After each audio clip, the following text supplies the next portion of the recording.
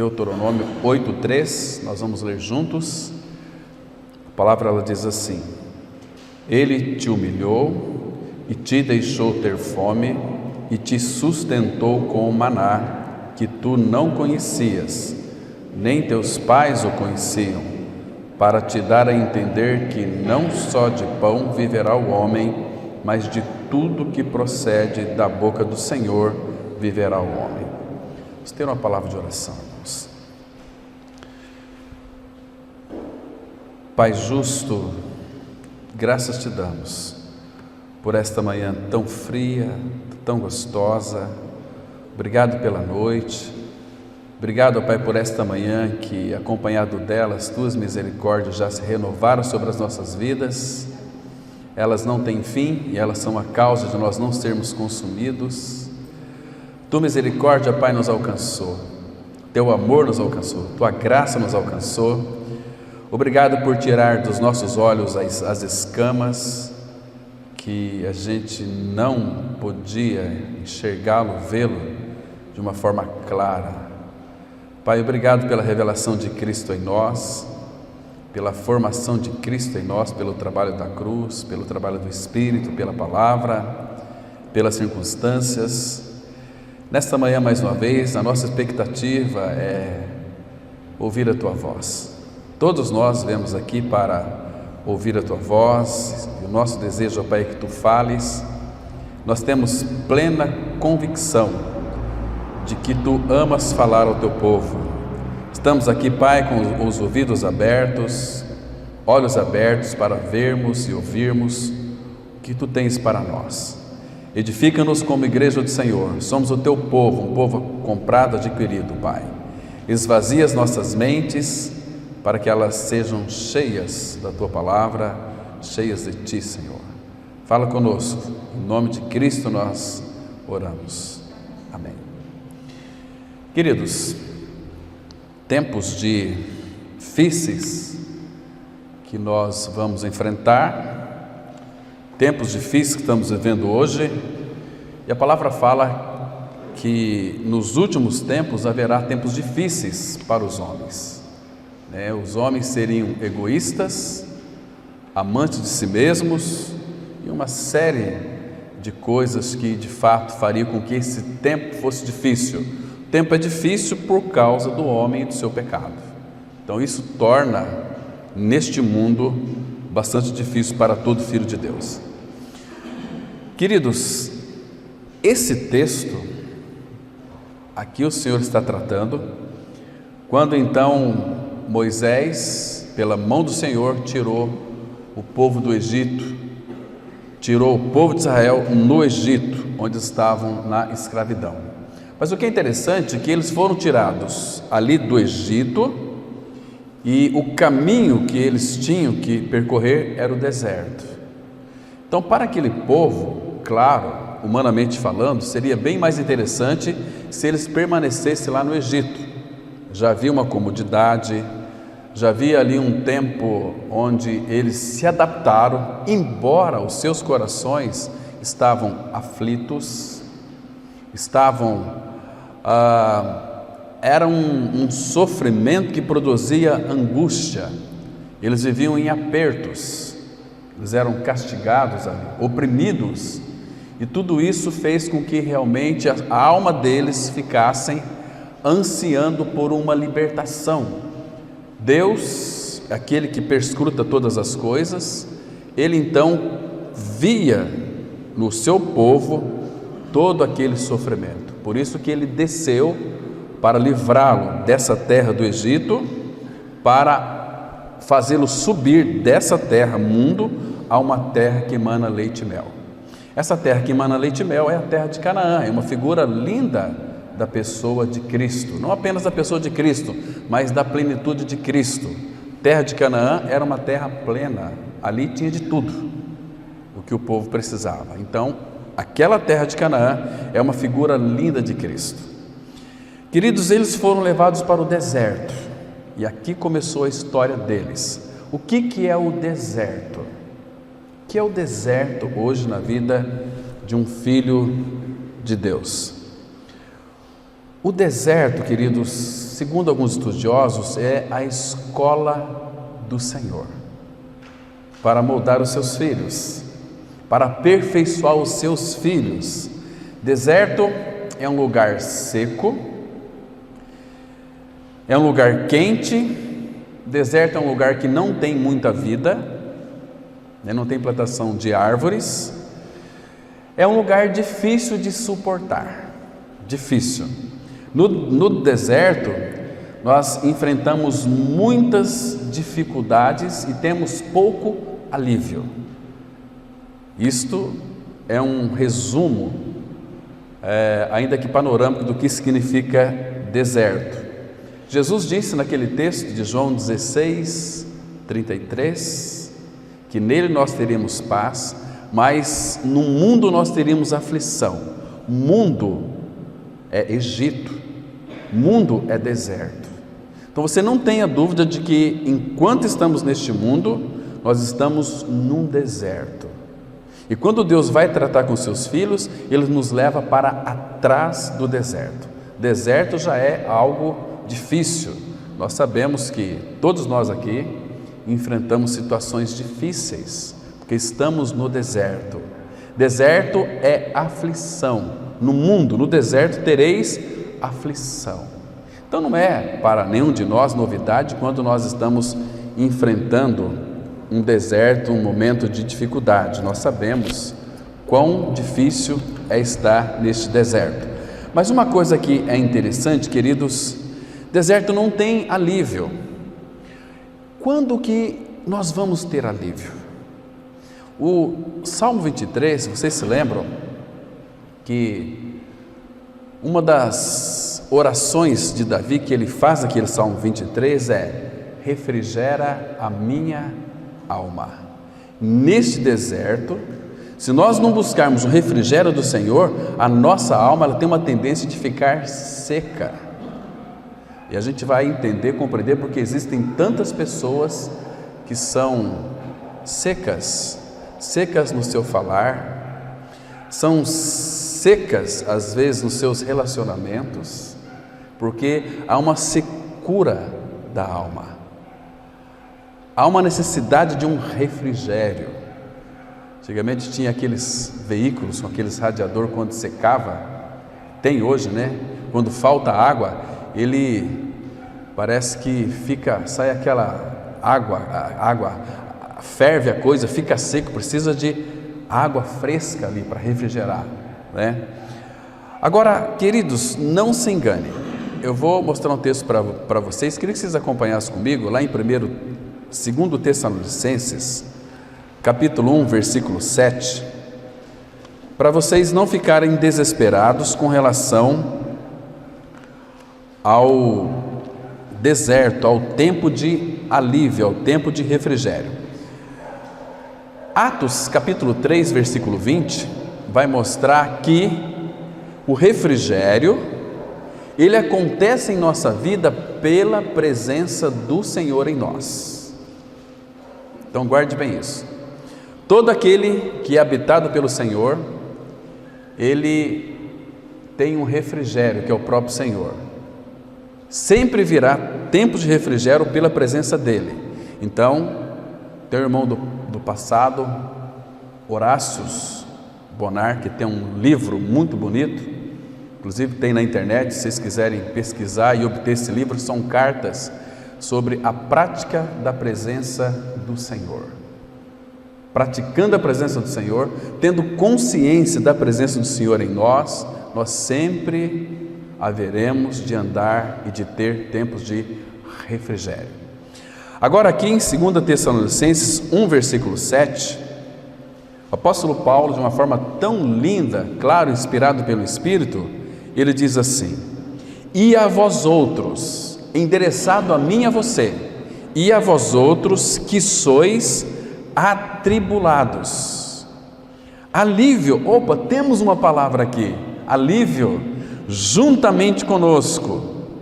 Mas ele coloca uma vírgula, depois ele acrescenta assim: quando do céu se manifestar o Senhor Jesus com os anjos do seu poder.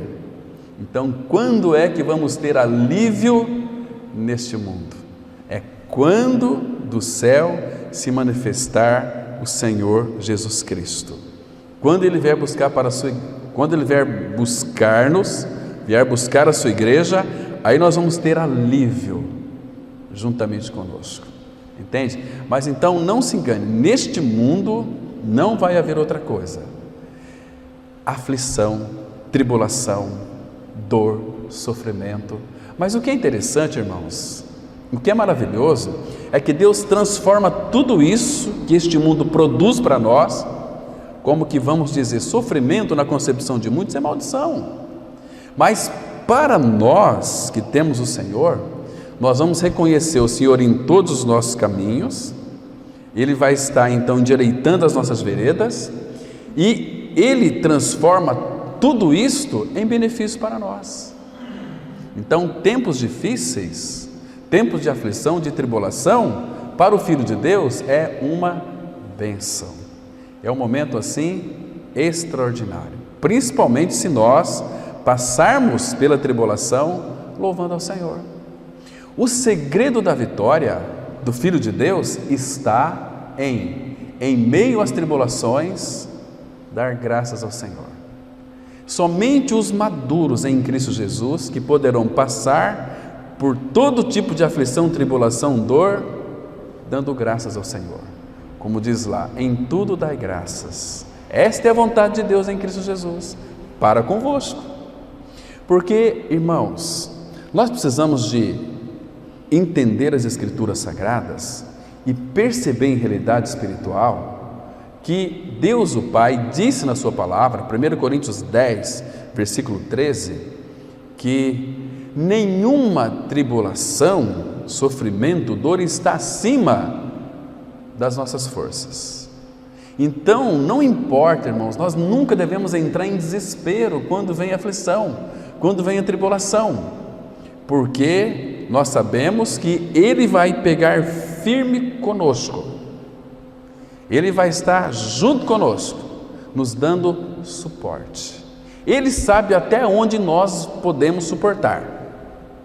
Se houver, por exemplo, amanhã, uma tribulação que você vai ter que passar, que você não terá capacidade de suportá-la, o que Deus vai fazer?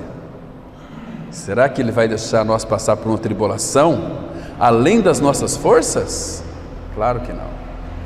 A palavra fala em Isaías 57, versículo 1, está escrito assim, que o Senhor, Ele vai nos tirar ou arrebatar deste mundo antes que venha o mal. Este mal seria um sofrimento acima da nossa força, então Ele nos tira. Como Ele quis tirar o rei Ezequias, vocês se lembram? Ele disse para Isaías, vai lá, fala para Ezequias aprontar sua casa que ele vai morrer. Quando Isaías trouxe essa notícia para ele entrou em desespero, começou a chorar, clamar, etc. E o Senhor, irmãos, Ele é tão misericordioso que Ele escuta as nossas orações insistentes, às vezes concede um sim, mas Ele faz, como disse lá o salmista, Ele faz definhar a alma. Deus queria tirar Ezequias porque ele iria passar por uma tribulação muito grande. Ele chorou, clamou ao Senhor e ficou na casa dele chorando e clamando. Então Deus disse para Isaías, Isaías, vai lá, diga a ele que eu vou dar para ele mais 15 anos. Queridos, foi os piores anos da sua vida, onde ele viu seus filhos serem traspassados na frente dele, seus olhos foram vazados, sofreu demais. Deus não queria aquilo para ele, mas como ele então achou que o desígnio dele, o conceito dele de Ezequias era o melhor do que Deus, ele orou, clamou e disse o seguinte, olha, muito bem, eu vou dar o que você quer, mas a sua alma vai ser definhada. Entende, irmãos? Então nós temos que apreciar muitas vezes nas nossas orações, e hoje à noite, com a ajuda do Senhor, nós vamos tratar um pouquinho sobre oração com profundidade. Vamos orar como convém, porque as nossas orações são tão inconvenientes. Vamos, com a ajuda do Senhor, hoje, meditar à noite, como orar de uma forma que as nossas orações sejam convenientes. Descobrir a vontade do Pai em nossas orações, para que a gente então não venhamos a orar tolamente. Às vezes muitas das nossas aflições são provocadas por nós mesmos, às vezes por pedidos que nós desconhecemos, que nós achamos que são bons para nós, mas que Deus disse não. Um não de Deus para nós é uma maior bênção que alguém pode receber. Por isso que é importante que nós não sejamos insensatos, mas venhamos a procurar compreender a vontade de Deus sobre todas as coisas. Eu tenho pedido muita pouca coisa para mim. Eu tenho entregado a vontade do Pai para que Ele cumpra a sua vontade em mim, porque muitas vezes as minhas orações são tão inconvenientes. Tenho orado para que Deus mostre aqueles que são teus, aqueles pecadores que vão crer nele através da palavra. É a oração que é da vontade do Pai, porque 1 Timóteo capítulo 2 vai dizer o seguinte, que a vontade de Deus é que todos sejam salvos e que cheguem ao pleno conhecimento da verdade.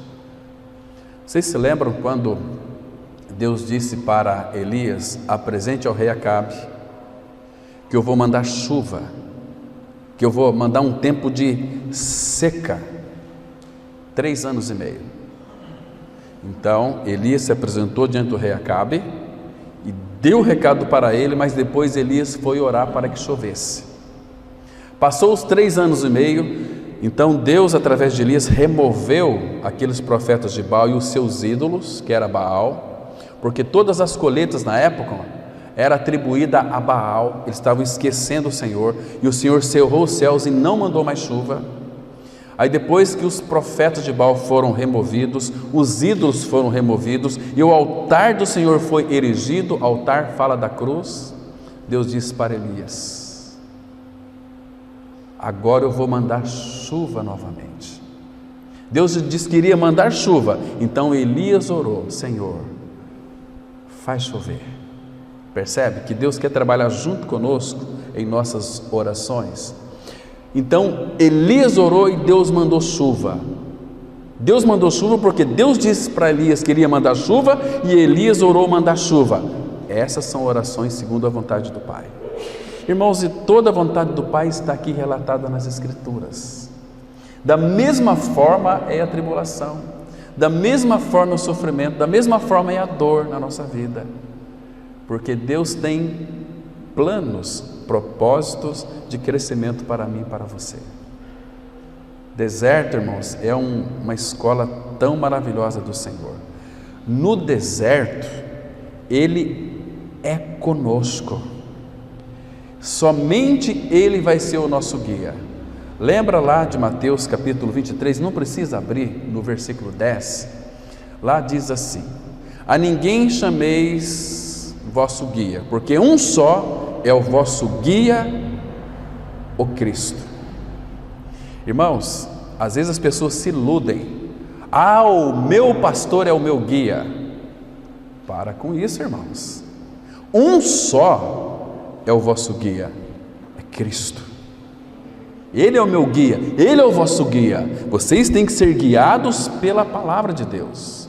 Lâmpada para os meus pés é a tua palavra, e luz para os meus caminhos. Ele é aquele que vai nos guiar em meio às tribulações, em meio aos tempos difíceis, em meio à dor. Nós temos que buscar socorro no Senhor, porque a Bíblia diz no salmista: vão ao socorro do homem. Queridos, no Salmo 48 vai dizer que Ele é o nosso guia até a morte. Muito claro. E você sabe aqueles momentos difíceis, quando Ele nos leva atrás do deserto, porque o deserto nós já estamos vivendo, nós somos afligidos todos os dias, tem aflição, não é assim? Mas nós não temos que ter medo de nada, porque nós temos um guia, e o Senhor nos vai guiar apenas nós hoje. Abra lá, por favor, em Isaías 58, versículo 11, um texto conhecido nosso. Se Ele é o nosso guia, meus queridos irmãos, por favor, não se esqueça disso. Lembre-se do Senhor. Isaías 58, versículo 11. Nós estamos no deserto, mas temos Ele, e Ele nos tem, e Ele habita dentro de nós, e pelo fato de Ele habitar dentro de nós, veja que versículo maravilhoso nós temos aqui. Ele diz assim, Isaías 58, versículo 11, olha só: o Senhor te guiará continuamente. O que é continuamente? Todo instante. O Senhor não é anjo, meu querido irmão. O Senhor te guiará continuamente, e não apenas vai nos guiar, fartará a tua alma até em lugares áridos. Aridez, uma vida de deserto, é uma vida de secura, é uma vida de, parece que não tem alívio, até em lugares áridos. E o que mais? Olha só aqui: fortificará os teus ossos, você vai ter uma boa saúde, porque uma alma que é farta, fartará a tua alma. Aqui está relacionado, essa fartura é uma fartura nas emoções, é uma fartura na nossa vontade, nos nossos pensamentos. Paulo mostra lá em Filipenses capítulo 4, versículo 8, em que nós devemos pensar tudo que é verdadeiro, tudo que é puro, tudo que é de boa fama, e por aí vai. Ele fartará a tua alma. A presença dele em nosso espírito tem que fartar a nossa alma. A nossa alma tem que ser uma alma satisfeita. Fortificará os teus ossos. Ponto e vírgula, e continua o assunto. Serás como um jardim regado e como um manancial cujas águas jamais faltam. Temos deserto, temos sofrimento, temos aridez, mas temos água, temos satisfação, temos alegria, temos a presença dEle. A presença dEle em nós traz refrigério.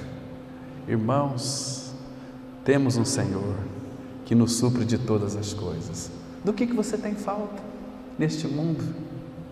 Então, tempos difíceis para nós. Estou dizendo isso aqui para que quando chegar os tempos difíceis mesmo, tempos angustiosos, que tratamos ontem aqui, o irmão Valdir tratou sobre a questão da angústia, muito precioso, mostrando que nós temos um Senhor, que nada disso poderá nos separar do amor de Deus que está em Cristo. Angústia não pode separar, jamais. Olha só como é que estava o povo de Israel lá no Egito. Vamos voltar para aquele texto que a irmã leu aqui no início, Êxodo capítulo 6. Deixa eu mostrar para vocês aqui algo muito interessante. Êxodo capítulo 6. Quero ler apenas um versículo para vocês verem como é que eles estavam, irmãos. Lá, porque isso aqui é uma figura nossa quando estávamos habitados pelo pecado. O pecado foi removido, mas nós estamos no mundo ainda. Agora, veja aqui o versículo 7, Êxodo 6, versículo 7, diz assim: tomar-vos-ei por meu povo e serei vosso Deus. Irmãos, que coisa mais preciosa. E sabereis que eu sou o Senhor. Esse eu sou, ele é claramente relatado em suas especificações no Novo Testamento. Sabereis que eu sou o Senhor. Você sabe que Ele é o Senhor? Quando nós sabemos que Ele é o Senhor, Ele é tudo para nós. Eu sou a luz do mundo, eu sou a ressurreição e a vida, eu sou o pão da vida, eu sou a porta, eu sou a água. Esse é o sentido do eu sou no Novo Testamento. É o Jesus Cristo que habita em nós. E o que mais? Sabereis que eu sou o Senhor vosso Deus, que vos tiro de debaixo das cargas do Egito, e vos levarei à terra a qual jurei dar a Abraão, a Isaque e a Jacó. Ele não mente, ele jurou que iria dar e nos deu. Nós temos hoje a realidade dessa terra, que é Cristo habitando em nós. E o que mais aqui? E vou-la darei como possessão, é de vocês, toma posse, eu sou o Senhor. Agora veja o versículo 9, Desse modo falou Moisés aos filhos de Israel, mas eles, como muitos hoje, irmãos, mas eles não atenderam a Moisés. Por causa de quê? Da ânsia. Sabe o que significa essa palavra ânsia no original? Aflição. Aflição. Aflição de espírito e da dura servidão. Irmãos, muito cuidado. Jesus disse lá em Lucas 12, cuidado com os cuidados deste mundo, porque vai gerar ânsia no seu coração, vai gerar carga, vai gerar escravidão. Nós temos que nos envolver tão somente com o Senhor, porque quando nós nos envolvemos com o Senhor, Ele vai trazer os cuidados para tudo aquilo que Ele nos colocou como mordomos.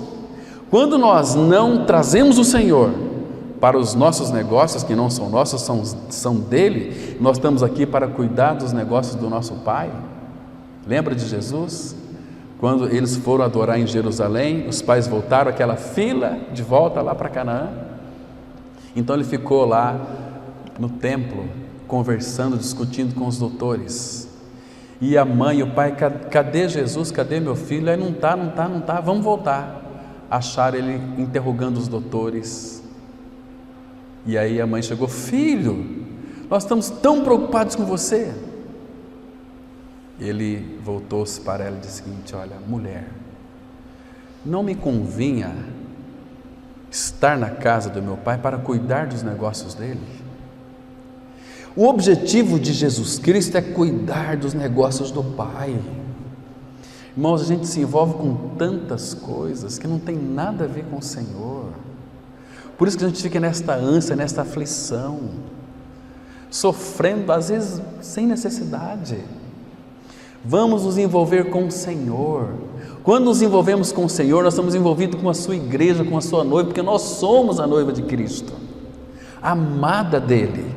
Ele nos ama tanto, Ele nos quer que o nosso foco esteja nele, porque você começar a se envolver com as coisas do mundo, isso vai trazer ânsia, vai trazer escravidão, vai trazer, aliás, uma dura escravidão, e Ele não quer isso para nós, não quer.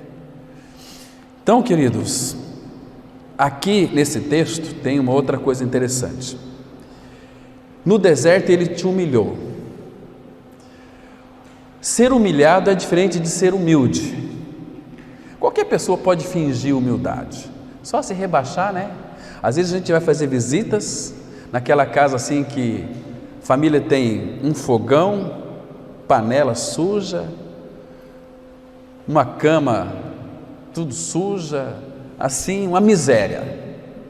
Mas a gente vê que eles vivem vida miseráveis. A gente pensa assim, são pessoas humildes. Não são humildes. Pobreza não é sinal de humildade, não. Aquela pessoa muitas vezes vive uma vida miserável porque não quer viver uma vida, vamos dizer assim, de prosperidade. O ambiente, começa ali o ambiente em casa, uma casa bem limpinha. Queridos, quando você vai numa casa de uma pessoa que você sabe que é pobre, de recursos financeiros, mas a casa é limpinha, não é agradável? Não é bem agradável, limpinho, puxa vida. Começa a limpar suas coisas, limpar sua casa, bem limpinha, bem varridinha, uma casa cheirosa, né? Uma pessoa que trabalha. Então, eu tenho maior prazer em pregar para pessoas que são pobres. Casa limpinha, é tão agradável. Eu me sinto em casa. Vai numa casa suja, tudo comida para o chão, aquela coisa toda, é uma coisa assim que, gente, se não tem responsabilidade com seu próprio lar, não vai ter com as outras coisas. E a gente pensa que pessoa humilde não é humilde, são arrogantes. A Bíblia diz que todos nós nascemos pecadores, e pecadores, todo pecador é arrogante, todo pecador é cheio de saber. Agora, muitos não prosperam porque são preguiçosos, um pouco para dormir, um pouco para tosquenejar, assim virá a tua pobreza. não tem vontade de estudar e fala assim para a gente: olha, pastor Cláudio, por que a pessoa prospera tanto na vida e eu não? Olha, ele estudou, ele se preparou, ele dependeu do Senhor, enfrentou muita dificuldade. Enquanto, na época que você tinha oportunidade de estudar, o que você fez? Eu não gosto de estudar. Importante eu tenho uma casinha ali, tudo bem. Não, irmão, é um pensamento muito medíocre. Nosso Pai é muito rico, rico de amor, rico de graça, rico de misericórdia. E nós temos na palavra de Deus, não vou dizer métodos, temos aqui leis que, se você seguir à risca, você pode ser um homem muito próspero. O irmão, algum tempo atrás, ele ministrou aqui. Você pode ser um filho de Deus em Cristo. Se você crê no Senhor, você é filho, mas você pode viver uma vida miserável, materialmente falando. E você pode viver uma vida próspera, materialmente falando, porque nós temos aqui requisitos que tocam essa realidade. Esse ano, se o Pai permitir, nós vamos tratar de alguns aspectos financeiros na nossa vida cristã, para vermos como crescer no Senhor financeiramente, né? Senão nós vamos enfrentar tempos difíceis. Mas, queridos, humildade, ninguém é humilde. Humilde é somente o nosso Senhor. Ele é manso e humilde de coração. Agora, quando Cristo é a nossa vida, nós temos uma verdadeira humildade. E nós podemos ser humilhados, podemos ser ultrajados, não vamos revidar com ultraje. Ele te humilhou, te deixou ter fome e te sustentou com maná. Vocês entenderam esse jogo aqui?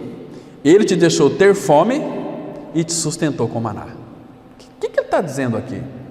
Que aquele povo passou fome? Não, deixou ter fome, para que Deus então pudesse mudar o apetite daquele povo. Eles estavam acostumados com cebolas, alhos, o que mais? Aquela comida lá do Egito. Quando o povo de Israel foram para Babilônia escravos, o rei Nabucodonosor separou lá: eu quero alguns jovens bonitos, de boa aparência, inteligentes, para assistir comigo no meu reino. E eu quero dar para eles, eles vão comer a minha ração durante pelo menos 3 anos. Daniel capítulo 1. Então, o que Daniel fez? A palavra fala que ele decidiu resolutamente não se contaminar com as iguarias do rei, e disse para o eunuco lá, o chefe: olha, eu quero comer legume. E ele falou o seguinte: meu amigo, você quer que a minha cabeça caia no chão? Se o rei descobrir que eu vou dar legume para vocês, ele vai me matar. E aí Daniel disse para ele assim: olha, faz um experimento, 10 dias, 10 dias. E a palavra fala que o Senhor mudou o coração ali daquele chefe da cozinha, e comeram legumes. 10 dias. Como é que estava Daniel? A aparência dele era melhor do que os que estavam comendo a ração lá do rei, a coisa do rei. Nós ministramos uma vez aqui que hoje em dia, meus irmãos, o que determina o que nós temos que comer é o mundo. Hoje a partir das 18h30, 18 horas, às 17 horas já começa a mídia começa a dizer o seguinte: olha, vá comer um lanchinho, esses lanches, você vai lá no shopping, eu quero comer você está ouvindo, você está comendo o que o sistema está dando, entende? Hoje o sistema determina o que nós temos que vestir. Não, eu vou vestir aquilo que faz bem para mim, que eu me sinto muito bem. Lança aí uma novela nova, as mulheres lá com roupas novas, eu quero mandar um vestido daquele, uma sandália daquela, e as propagandas vêm pá na nossa mente, e a gente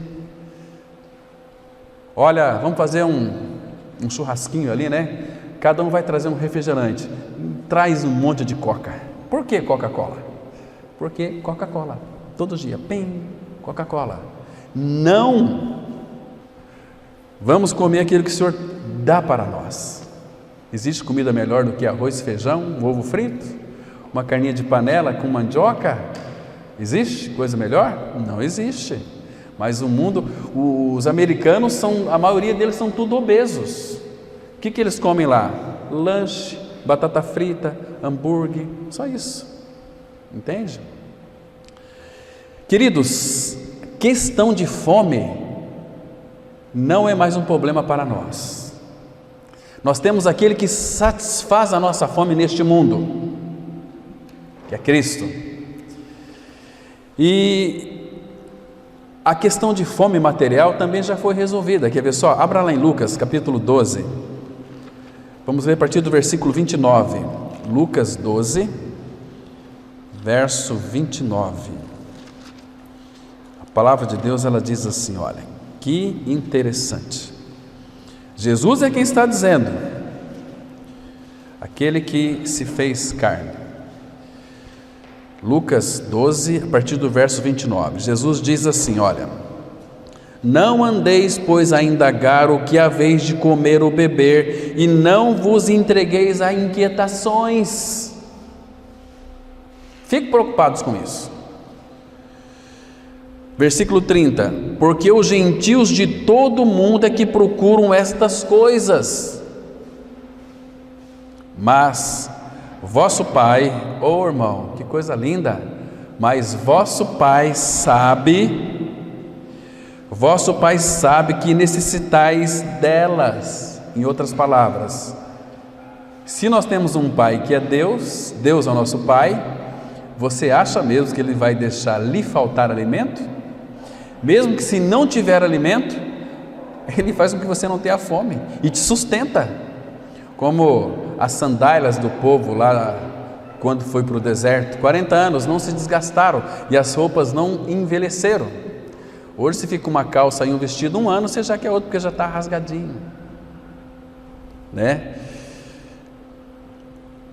Versículo 30, buscai, é um imperativo aqui, buscai antes de tudo o seu reino, e estas coisas vos serão acrescentadas. Estas coisas que vão serão acrescentadas é comida, bebida e vestimenta. Agora eu já vi muitas pregações assim, olha, nós temos que buscar o reino de Deus e todas as coisas vão ser acrescentadas para nós. Não é isso que a Bíblia está dizendo. Você está me entendendo, irmãos? A gente vê aqui muitas promessas de pregadores sobre esse versículo. Não, busque primeiro o reino, as outras coisas vão ser acrescentadas. Mas que coisa vai ser acrescentada? É tudo. Mentira. Comida, bebida e vestimenta. Isso Deus não vai deixar faltar. E vestimenta está relacionado também à moradia. Paulo fala assim, lá em 1 Timóteo 6, tendo sustento e com que nos vestir, estejamos contentes. Não, mas se levanta aí os pregadores da prosperidade, você tem que ter uma casa, você tem que ser próspero. Onde é que está escrito que nós temos que ter uma casa aqui na terra, se tudo é do meu Pai? Você vai pagar aluguel uma vida inteira? Se você tem condições de comprar uma casa, compre uma casa. Mas se você não tem condições de comprar uma casa, Deus vai lhe dar o dinheiro para você pagar o aluguel, que Ele vai te sustentar. Está me compreendendo? Maravilhoso, irmãos. Então, vamos aqui avançar um pouquinho no nosso estudo. Será que estamos experimentando e descobrindo que o Senhor é suficiente em todas as circunstâncias das nossas vidas? Será que estamos nos gloriando no fato de sermos capazes de dizer ao mundo que nosso Deus suprirá todas as nossas necessidades de acordo com as riquezas de sua glória em Cristo Jesus? As Escrituras revelam em Filipenses 4,19: e o meu Deus, segundo a sua riqueza em glória, há de suprir em Cristo Jesus cada uma de vossas necessidades. Ele não está dizendo aqui cada um dos seus desejos. Todas as nossas necessidades são supridas segundo a riqueza da glória dele. Ele fala aqui, e o meu Deus, segundo a sua riqueza em glória, há de suprir em Cristo Jesus, nunca fora de Cristo, cada uma de vossas necessidades. Não é desejos. Os desejos do meu e do teu coração poderão ser supridos. De que maneira? Salmo 37, versículo 4, ele diz assim: agrada-te também do Senhor, ou deleita-te no Senhor, e Ele satisfará os desejos do nosso coração. Nosso coração às vezes deseja muitas coisas. Eu contei uma experiência para vocês. Uma vez tinha um irmão que tinha uma Land Rover Discovery 4, falei, puxa vida, queria ter um carro desse, né? Uma Land Rover, olha, já pensou? Aí eu seria um pastor próspero. Aí falou, você tem que... Não é isso que você precisa se deleitar em mim. E quando eu me deleitei no Senhor, aí Ele me deu a Land Rover, me fez eu tomar nojo de Land Rover, me fez eu fazer com que, não, Land Rover não é necessário para você. Land Rover, você tem que se deleitar em mim. O teu desejo, a fonte dos teus desejos estão em mim. Percebe? Aí, mas já que você gosta de Land Rover, me fez eu andar 17 dias no Brasil de Land Rover, a ponto de falar o seguinte, olha, não quero mais andar de Land Rover, prefiro andar de avião, de Boeing, mais rápido, né? Não é de coisas que nós precisamos, irmãos, é dele. Agora, muitos estão atrás das coisas de Deus, mas os filhos de Deus devem se preocupar com Deus das coisas. Lembra de Eucana, que ele disse para a sua esposa Ana, não te sou eu melhor, porque ela era estéril e queria filhos, e Penina tinha filhos, e ele disse assim, ela chorava, amargurada de espírito. Então Eucana a amava e supria ela em todas as coisas, e ela chorava. E Eucana disse, não te sou eu melhor do que 10 filhos? Ou em outras palavras, não fique preocupado com as coisas de Deus, se preocupa com o Deus das coisas, centraliza-se nele, tudo Ele vai nos suprir, irmão, todas as coisas. Ele disse aqui, cada uma de vossas necessidades. Agora não confunda necessidades com desejos. Irmão, às vezes a gente lê a palavra, a gente não consegue compreender. Dá uma olhadinha no Salmo 135, versículos 5 e 6. O dia, irmão, que o teu coração for aberto para essa realidade, que você descobrir que Ele é grande, que Deus é grande, você vai ficar bem descansado no Senhor, porque a palavra de Deus, ela diz assim, Salmo 135, esse versículo tem falado muito ao meu coração, 135, versículo 5 e 6. Então aqui expressa uma convicção, ele diz assim, olha, com efeito, eu sei que o Senhor é grande, irmão, Ele é grande, e o que o nosso Deus está acima de todos os deuses, tudo quanto aprove ao Senhor, Ele o fez, nos céus, na terra, no mar e em todos os abismos. Eu sei que o Senhor é grande, irmão, Ele é grande, majestoso. Estão me compreendendo? Salmo 23, o Senhor é o meu pastor, nada me faltará. Então eu preciso de crer naquilo que a Bíblia diz. Quando eu creio naquilo que a Bíblia diz, o Espírito Santo faz com que essas verdades se tornem em minha vida e na sua realidades.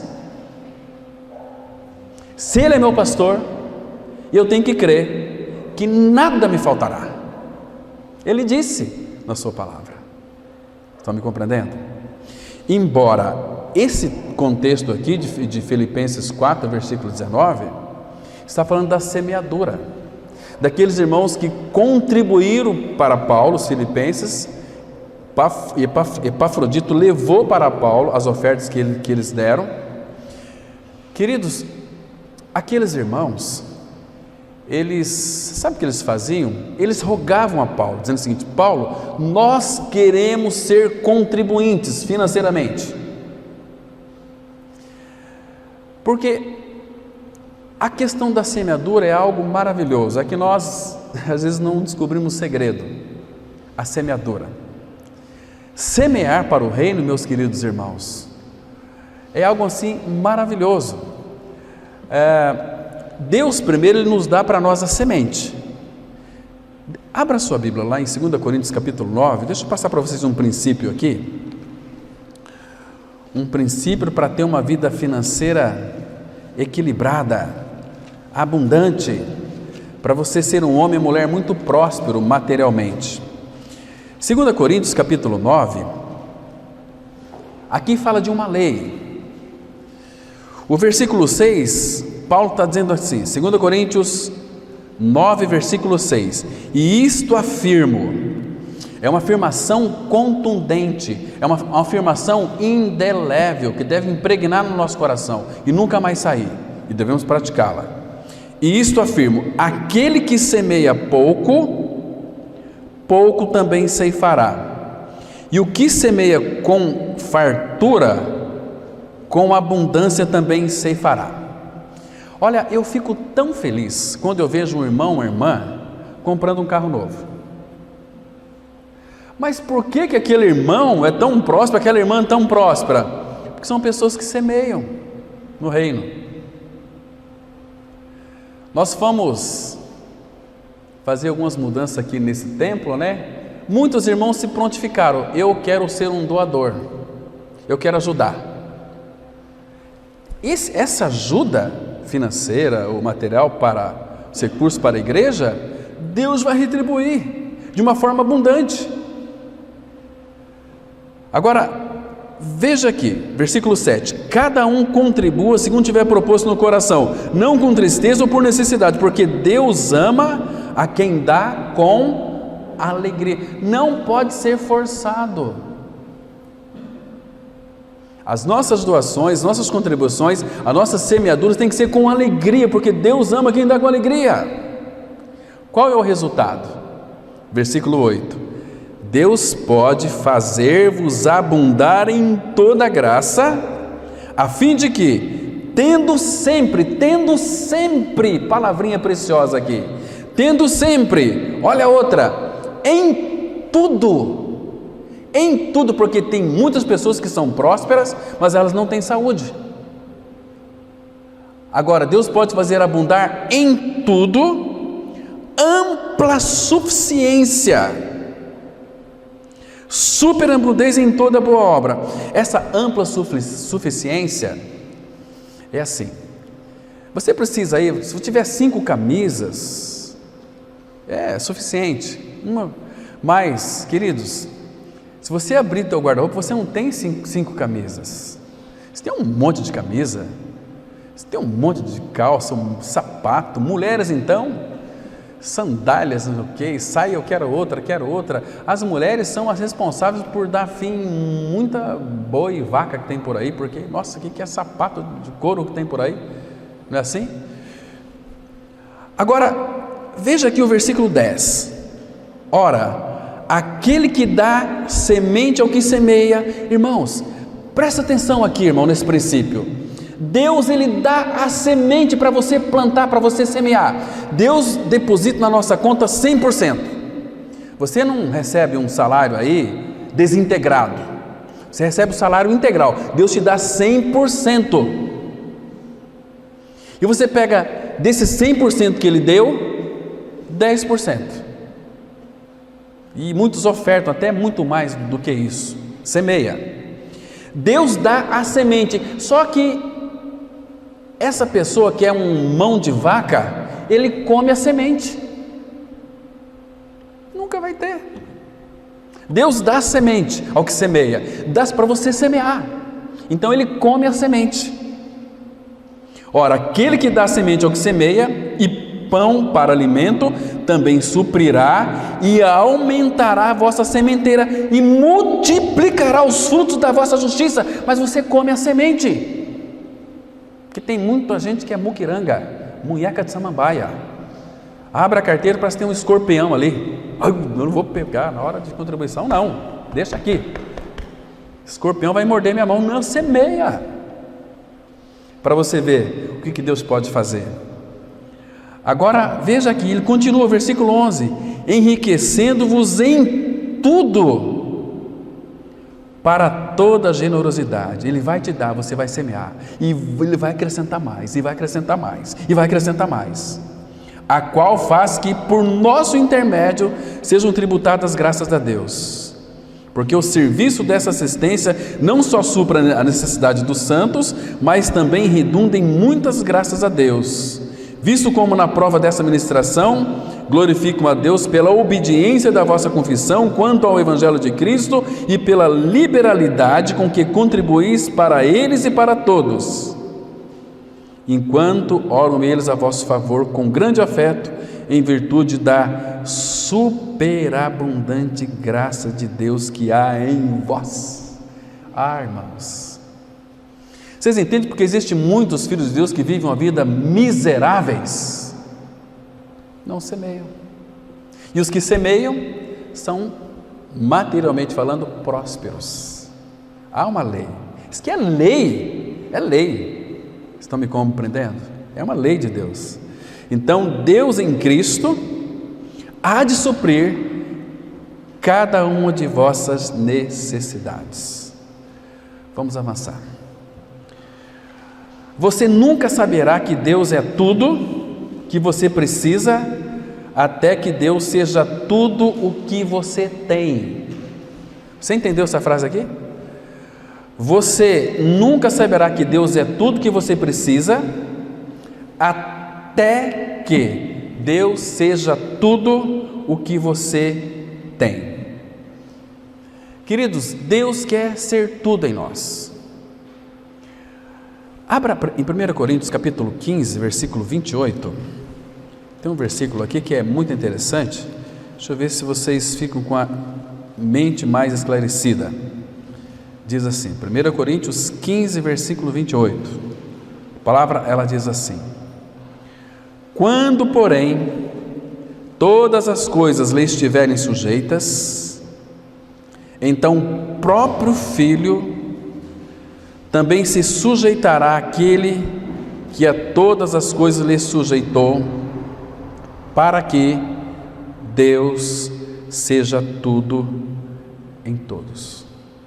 Irmãos, o dia que nós descobrirmos isto, em realidade, em experiência nossa, que meu Pai é meu tudo, Cristo é meu tudo, o Espírito Santo de Deus é meu tudo, irmãos, nós vamos viver uma vida neste mundo de refrigério, de descanso, venha o que vier, tribulação que for, porque você tem consciência de que não está além das tuas forças, e que todas as coisas que acontecem na tua vida, de alguma maneira, contribuirá para o bem daqueles que amam a Deus.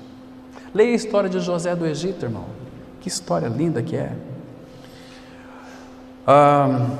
Os tempos de provação aprofundam o nosso relacionamento com Deus, por vezes até mais que os tempos de tranquilidade. Com a provação, Deus nos ensina, nos corrige e nos faz amadurecer. Se nossa fé não fosse provada, nunca iríamos crescer. Sofrimento, tribulação, aflição na nossa vida é uma grande bênção, nos faz crescer. Olha o que o salmista disse aqui, Salmo 119, versículo 71, diz assim: foi-me bom ter sido afligido, para que aprendesse os teus estatutos. O que são estatutos? Ordenanças do Senhor. Como que o salmista aprendeu os estatutos? Foi-me bom, ele reconheceu, foi-me bom ter sido afligido para que aprendesse os teus estatutos. Aqui no Salmo 119 mesmo, olha aqui o versículo 67. Ele diz que antes ele andava errado, mas pela aflição ele aprendeu a obedecer a palavra. Salmo 119, vamos ler aqui o versículo 67. Diz assim a palavra: antes de ser afligido, Salmo 119, versículo 67. Antes de ser afligido, andava errado. Essa palavra errado aqui, no original hebraico, significa desviado. Pode ser assim: antes de ser afligido, andava desviado. Mas agora que eu fui afligido, mas agora, está vendo quão fundamental é a aflição, tribulação, tempos difíceis na vida de um filho de Deus? Mas agora guardo. A palavra guardar aqui também no original, o sentido é agora obedeço, retenho a tua palavra, retenho a tua palavra. Então aqui o sentido é de aprender pela aflição a palavra.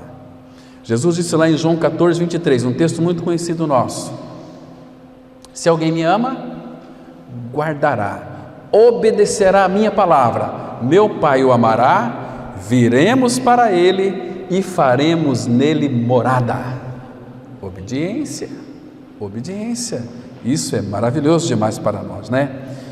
Então, queridos, ao mesmo tempo em que ele nos disciplina, ele vai nos julgar. Tem um texto lá, não precisa abrir, só vou citar para vocês aqui, lá em 1 Coríntios 11, 32, que fala que ao mesmo tempo que Deus nos disciplina, Ele está nos julgando quando nos disciplina. Sabe para quê? Para nós não sermos condenados com o mundo. Por isso que Pedro vai dizer o seguinte, 1 Pedro 4,17, que o julgamento de Deus começa primeiro pela sua casa. Então Deus já está nos julgando, para nós não sermos condenados com o mundo, porque se alguém está em Cristo, é nova criatura, coisas velhas passaram, tudo se fez novo, e agora nenhuma condenação há para os que estão em Cristo Jesus, porque nós estamos sendo julgados. Que maravilha que é isso, irmãos, que precioso. Então feliz é o homem a quem o Senhor repreende e também o Senhor disciplina. Deixa eu ler mais um texto para vocês, no Salmo aqui 94, versículo 12 e 13, Salmos 94, verso 12 e 13, muito interessante.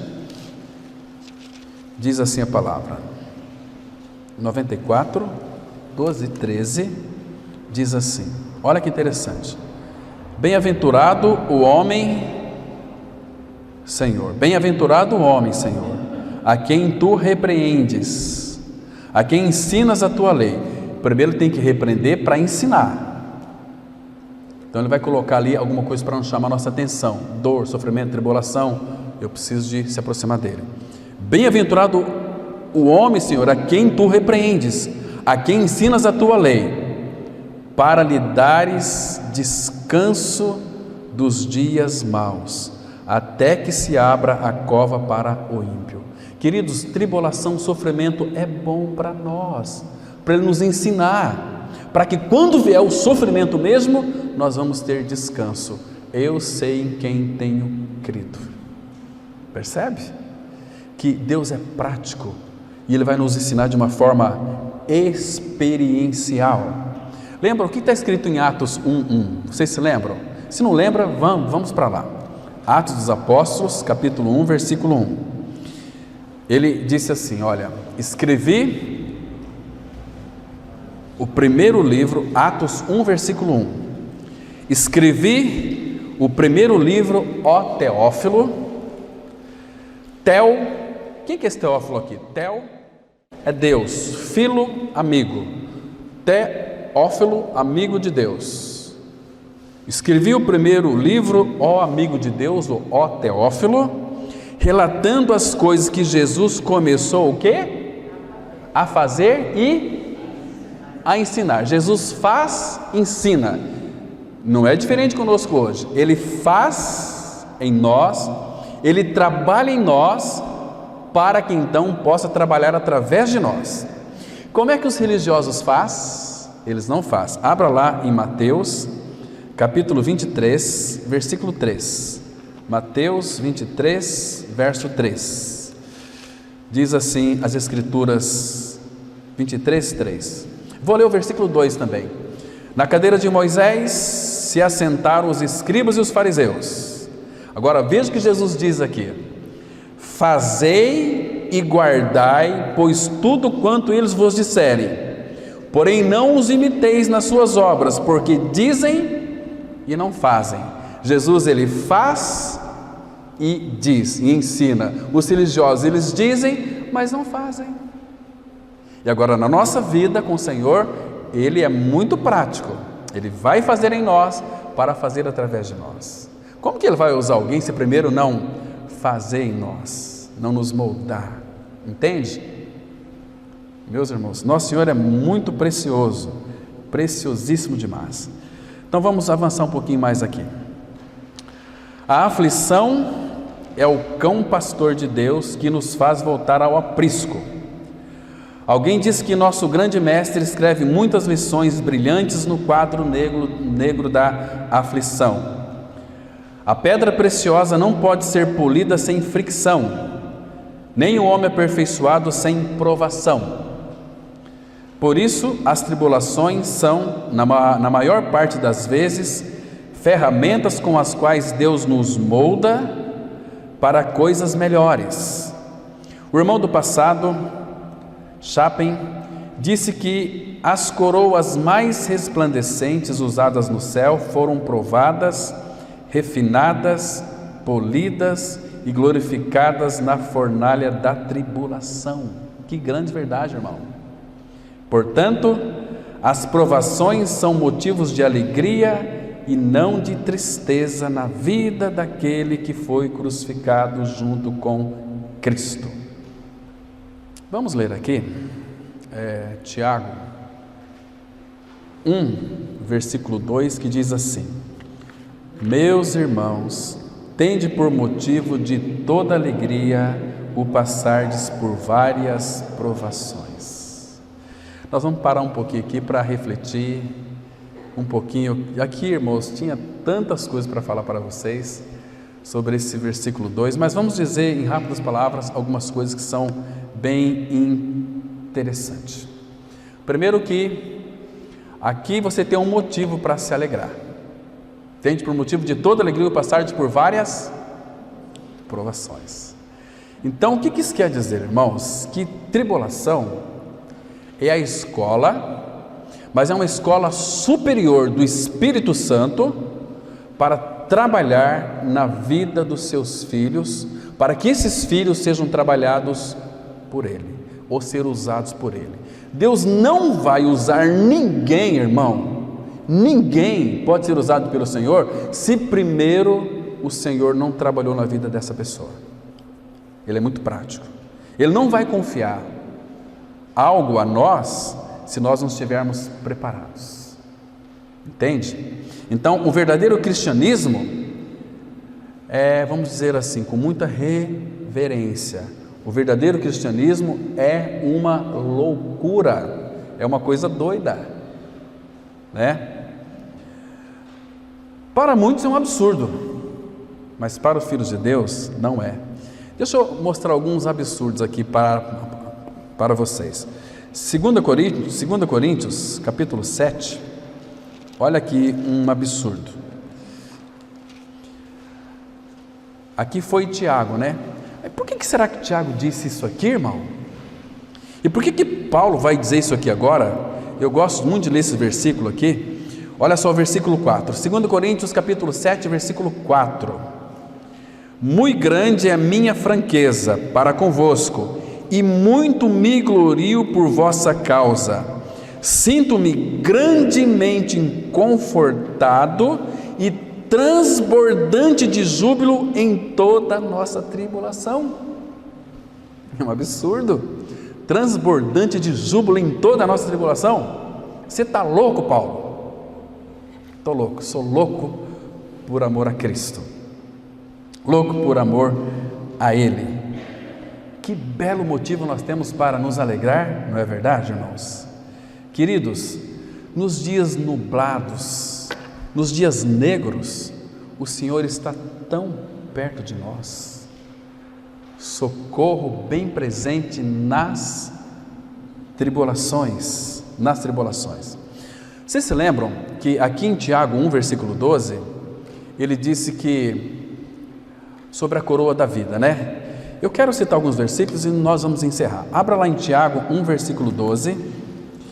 Nós temos que verificar, o contexto é esse aqui, né? Irmãos, tende por motivo de toda alegria passardes por várias provações, mas chega aqui no versículo 12, olha o que diz aqui, olha, Tiago 1, verso 12. Bem-aventurado, feliz, profundamente feliz o homem que suporta com perseverança a provação, porque depois de ter sido aprovado. Irmãos, você entende por que Cristo tem que ser formado em nós? Cristo, diz Pedro lá em Atos capítulo 2, ele é o varão aprovado de Deus. Quando ele é formado em nós, nós somos os filhos aprovados. Lá em Romanos capítulo 16, não me lembro o versículo, mas está lá no capítulo 16 de Romanos, que Apeles, um homem aprovado em Cristo.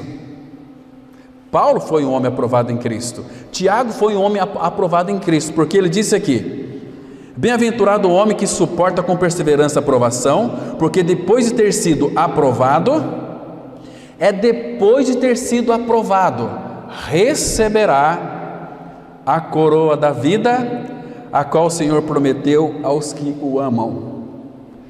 Irmão, deixa eu falar algo para você muito interessante aqui.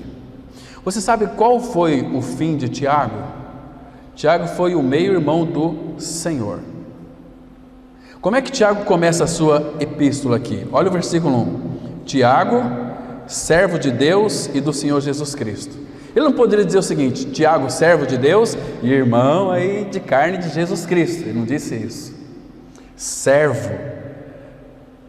Servo do Senhor Jesus Cristo. Ele era filho de Tiago, aqui era o filho de Maria. Ele falou da coroa da vida. Por que ele disse isso, irmão? Como que Tiago morreu? Abra lá em Atos capítulo 12. Atos 12, versículo 2. Veja aqui, irmãos. Meus irmãos, cristianismo não é esse mar de rosa. Eu tenho vontade de falar umas coisas aqui, mas não vou falar não. Atos 2, 12, verso 2. Eu vou ler 1 e o 2, que diz assim, olha só. Atos 12, 1 e 2. Por aquele tempo mandou o rei Herodes prender alguns da igreja para os maltratar. Agora olha o 2. É que eu não conseguia ler, agora que eu estou conseguindo. É muito emocionante. Fazendo passar a fio de espada a Tiago, irmão de João. Você acha que Tiago não recebeu a coroa da vida? Recebeu a coroa da vida. Por que Paulo disse assim? Eu me regozijo, me alegro nas tribulações. Abra em 2 Timóteo, capítulo 4. 2 Timóteo, capítulo 4. Vamos ver aqui uma outra coroa também. 4, versículo 8. Escute aqui, irmão. 2 Timóteo 4, 8. Ele diz assim, Paulo, já agora, Paulo aqui já está velho, está preso. Já agora a coroa da justiça me está guardada, a qual o Senhor, reto juiz, me dará naquele dia, e não somente a mim, mas também a todos quantos amam a sua vinda. Que lindo aqui, né, irmãos? Mas olha o versículo 6 agora aí, eu li de trás para frente. Quanto a mim, diz Paulo, estou sendo já oferecido por libação, e o tempo da minha partida é chegado. Irmão, sabe como é que o apóstolo Paulo morreu? Segundo a tradição, estava preso naquela masmorra, já velho, entende? Imagina aquele guarda indo naquele corredor com as chaves na mão, porque tudo escuro, fédido, frio. Abriu aquela cela e os caras tudo acorrentado. Quem é o Paulo de Tarso? Sou eu. Venha cá. Abriu lá, desprendeu as correntes, talvez com a ajuda daqueles guardas, levou ele até lá naquele piquete, colocar a cabeça do apóstolo Paulo ali, naquela guilhotina. Então deram a ordem, pode soltar. Cabeça de Paulo para lá, corpo para trás. Ele disse aqui: já agora, coroa da justiça me está guardada, a qual o Senhor reto juiz me dará naquele dia, não somente a mim, mas também a todos quantos amam a sua vinda. Você não vai amar a vinda de Cristo se você não amá-lo. E para nós hoje, irmão, você quer receber essa coroa aqui? Mais um texto, nós vamos encerrar. Apocalipse capítulo 2, versículo 10. Veja aqui. Apocalipse 2, verso 10. Então o Senhor Jesus está dizendo aqui para João e também para nós. Ele disse assim, vamos ler com bastante cuidado. Ele diz assim, olha: não temas, por favor, irmãos, não temas as coisas que tens de sofrer. Você entendeu, irmão? Não temas as coisas que tens de sofrer. Eis que o diabo, porque ele está furioso, eis que o diabo está para lançar em prisão alguns dentre vós, para serdes postos à prova, e tereis tribulação de 10 dias. Sê fiel até a morte, e dar-te-ei a coroa da vida. Oh, irmão, que coisa linda, que coisa preciosa. Então, irmãos, tribulação na nossa vida é uma bênção, é uma bênção.